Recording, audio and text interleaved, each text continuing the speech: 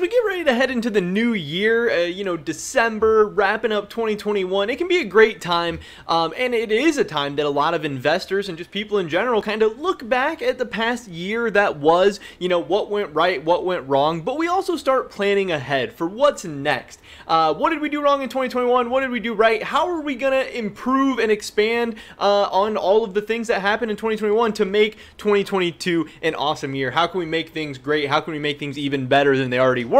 And this is a time when investors, you know, start planning for what am I going to do in 2022. So in this video today, I wanted to go over my top 5 ETFs that I'm looking at, you know, for myself towards investing into 2022. So I can already, before 22 even starts, start setting myself up for success in the new year. In this video, we'll be going over 5 different ETFs, giving my thoughts, opinions, and kind of a breakdown of 5 different options for stocks and ETFs that you may want to be looking at. If this video does well, we might expand to some other stuff as well, but we'll kind of go from there. Definitely drop a like if you guys do enjoy it. I would appreciate it so much, and subscribe to stay up to date on all my latest content. With that being said, let's get right into this. So first up, we just have the S&P 500 up on the screen. This is kind of the gold standard for the stock market. You know, this is when everyone asks, is the stock market up, down, doing well, doing poorly, bear market, bull market, whatever. This is kind of what people look at, and this is what, you know, people are going to benchmark a lot of ETFs towards. You know, are you beating the S&P? Are you outperforming the market? Are you underperforming the market?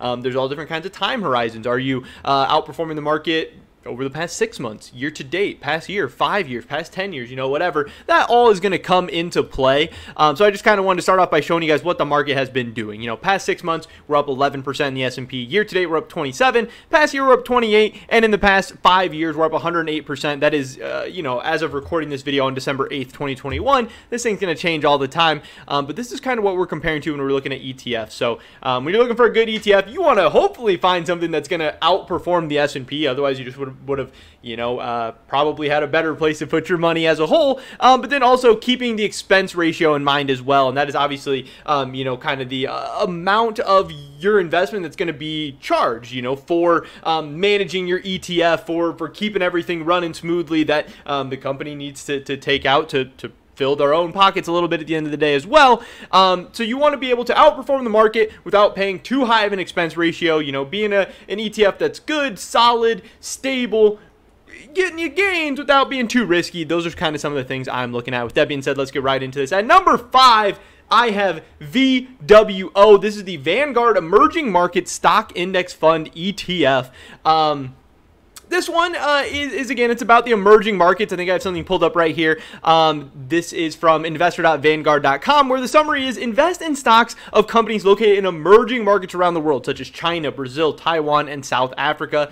Goal is to closely track the return of the FTSE Emerging Markets All-Cap China A Inclusion Index. And they do say that this has high potential for growth, but also high risk. Share value may swing up and down more than that of stock funds that invest in developed countries, including the United States. Only appropriate for long-term goals. So again, you know, if you're looking at VTWO, it's because you have a strong long-term conviction about emerging markets. Some of the markets involved here at play, again, China, Brazil, Taiwan, and South Africa, to name a few. This market, this ETF relative to the S&P has not really outperformed it recently. You know, over the past 6 months, we're down 7.5%. Year to date, only up 0.1%. Over the past year, 3.05% up, and over the past 5 years, only 37% up, which again is significantly less. And that is one of the reasons why I have it lower down on my list. Also, me personally, I'm much more looking towards the United States to continue to be a leader, you know, going forward in the future, the next 5 to 10 years. But obviously, not everyone feels that way. So if you're feeling a little bit riskier, you know, if you think standard ETFs are a little bit too boring, you're looking for more, you know, excitement or higher risk, higher reward, higher potential, I can see a case being made for VTWO.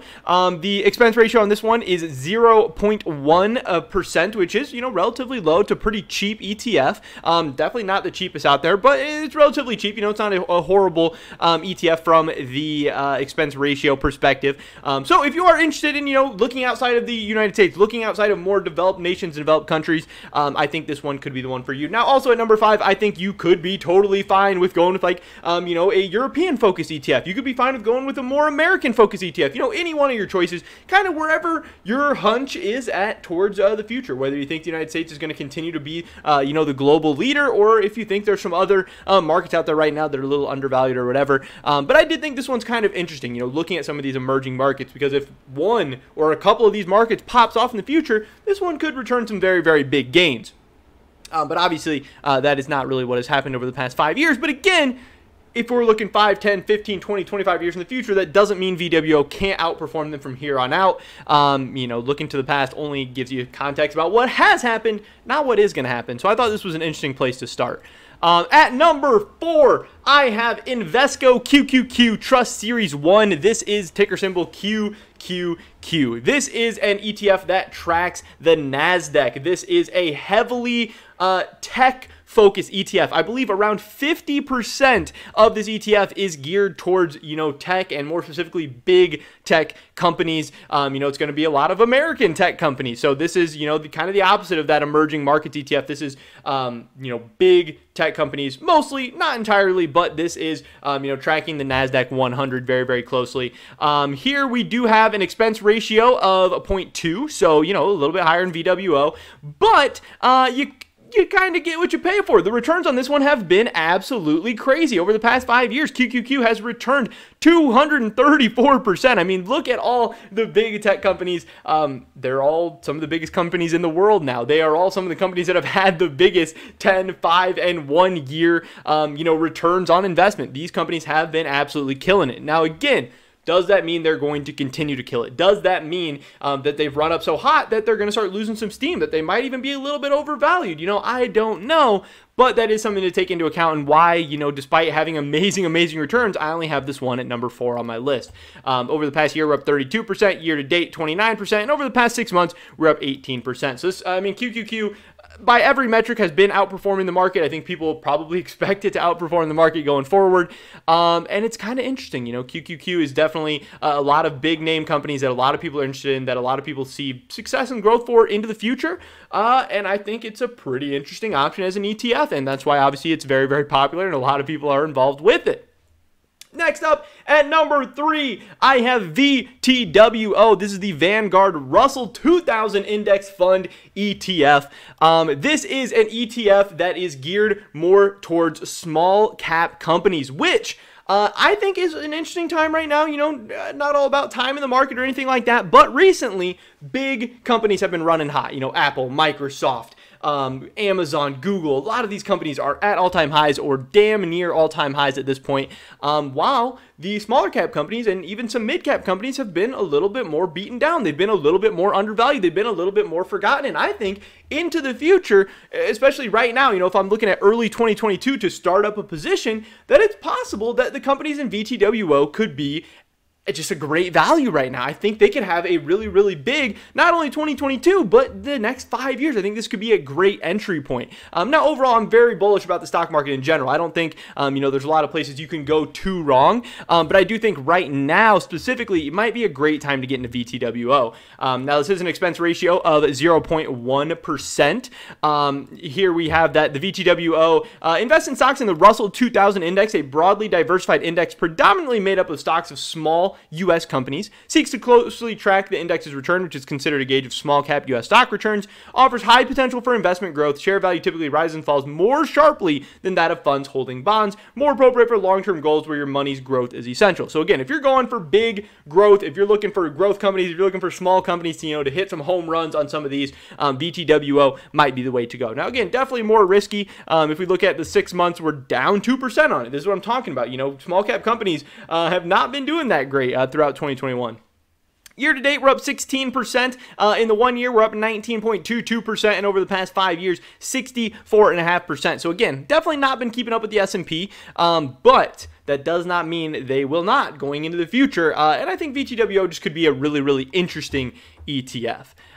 Now, headed into number 2, I have VOO. This is the Vanguard 500 Index Fund ETF. This is the ETF that tracks the S&P. You know, if you think the S&P is great, if you think you can't beat the market consistently, if you think you're not going to be able to, if you just want to be in one of the safest and most consistent investments that there is out there, you know, and coming from my perspective, that's what I want. VOO seems like a great option. You know, this is a relatively cheap index fund at a 0.03% expense ratio, which I believe is like a third of the price of SPY. You know, everyone talks about SPY and how it's like the really good gauge of tracking the S&P and everything, but VOO is, you know, at least in my opinion, when I'm looking at my own stuff, probably the better investment just because of that, you know, very cheap expense ratio. And this is what a lot of people do use as their S&P you know, kind of ETF, if that's the way they want to go. Over the past 6 months, again, like we said, this thing's up 11%, year to date 27%, past year 28%, and in the past 5 years 107%. You know, you are doubling your money in the past 5 years of this ETF, which I know a lot of people say ETF investing and mutual fund investing, whatever, is boring or whatever, but you can get some really crazy gains. You can still potentially make a lot of money, you know, depending on how you play things. And I think that, you know, the Vanguard 500 index fund ETF, VOO, is a great way to go. And I think if you pile your money into here, I think over the next 5-10 years, you're going to end off pretty well. But at number one, and this is the ETF that right now I'm putting most of my ETF money into, you know, the portion of my portfolio that I have carved out for ETFs and kind of, you know, safer, more boring investing, whatever, instead of, you know, stock picking, stuff that might be a little bit more interesting, is VTI. This is the Vanguard Total Stock Market Index Fund. Again, we have seen big companies running really hot recently, and again, I expect them to continue to do that going forward in the future, but VTI tracks the entire stock market. This is the Total Stock Market Index Fund, and it's been very similar over the past, you know, pretty much every time. You know, 6 months, 9.48%, year-to-date, 25%, past year, 26%, 5 years, 105%. So, you know, in that regard, it's a little bit below the S&P, it's a little bit below VOO, but again, that doesn't mean over the next 1 year, 5 years, 10 years that it's going to be any different. I think having that exposure to the entire market, not only does it minimize risk, I think it might be able to get you a little bit better returns. Again, I don't know. We'll end up seeing how it plays out. At the end of the day, I think there's a negligible difference between VTI and VOO, and I really think you can't go wrong with either one. Again, we have the same expense ratio at 0.03% right now, but I think it's more interesting to have more market exposure. Again, if I'm putting money into an ETF, it's because I want it to be safe and consistent. And I think that VTI, to me, at least feels a little bit safer, a little bit more consistent. And that's why, you know, right now, when I'm buying ETFs for that money that I have set aside for that purpose specifically, I'm throwing most of my money into VTI. Again, there are more interesting ETFs out there. There are more exciting ETFs out there. There's more volatile and potentially more higher growth ETFs out there. But personally, what I'm doing with most of my money that I'm going into ETFs is VTI. But that is pretty much it for this video today, guys. In this video, we covered 5 awesome ETFs that you may want to consider, you know, if you're looking at ETFs headed into 2022. Again, no financial advice in this video at all. I'm not telling you what you should or shouldn't do with your money, just kind of covering some ETFs that I think are really interesting and giving you guys a starting point, you know, maybe for researching into your own investment future or journey in 2022. And I think that would be absolutely awesome. So drop a like if you did enjoy it. I would appreciate it so much. Leave a comment down below. What ETF are you looking at investing into headed into 2022, headed into the new year? That's going to get you some awesome returns. I'd love to hear your guys' thoughts and opinions. Subscribe, stay up to date on all my latest content. Hopefully catch you guys in the next one. But until then, peace.